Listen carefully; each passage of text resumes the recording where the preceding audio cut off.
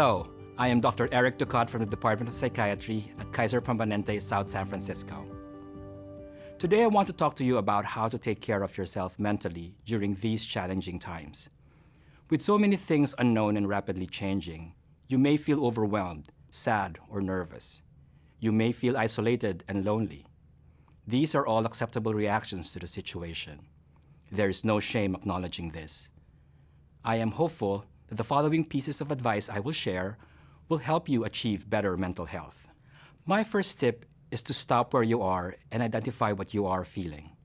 You may be experiencing a stressful time, so pause, listen to what your body is telling you, and acknowledge it. Identifying that feeling is the first step to managing it.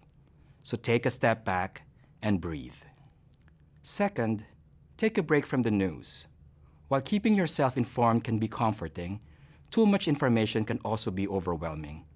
If watching, reading, or listening to the news is making you anxious or depressed, then take a break.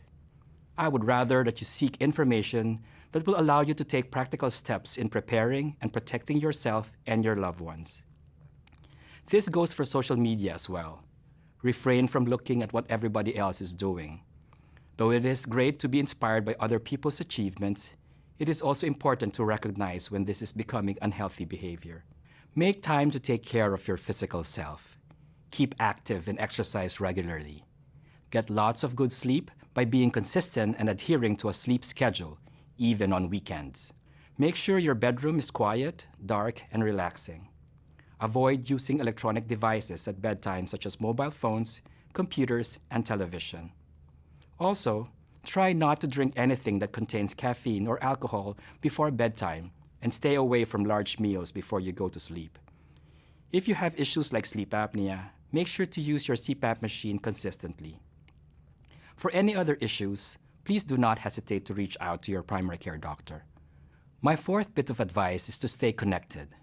Reach out to your support system, whether it be family, friends, co-workers, church members, or others in your community.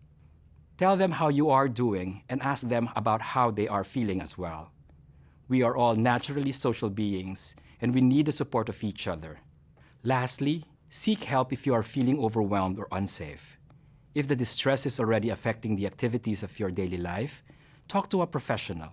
It could be a member of the clergy, a counselor, or a doctor. And as always, if you think you are experiencing a medical or psychiatric emergency, dial 911 or go to the nearest hospital. We are living in uncertain and challenging times. Take comfort with the thought that we are all in this together, and with each other's help, we shall overcome. We are all members of the human race, and we are resilient beings. Thank you, and take care, everyone.